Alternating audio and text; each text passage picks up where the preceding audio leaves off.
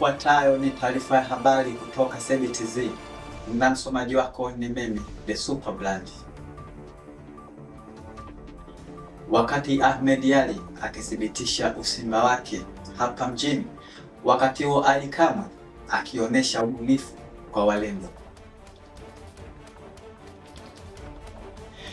Polisi waliotoka Kenya na kuja Tanzania wamefanikiwa kunasa simba wawili na kumfunga mmoja, huku Eagle kutokea Kongo wameonekana wakipakua chura wawili na Yanga wakibaki na chura mmoja. Wanaume hapa mjini sasa, huu ni wakati wetu wa kusema kuwa pesa ziko benki. Haya, ili kufanikiwa kunasa staili za walembo wakali.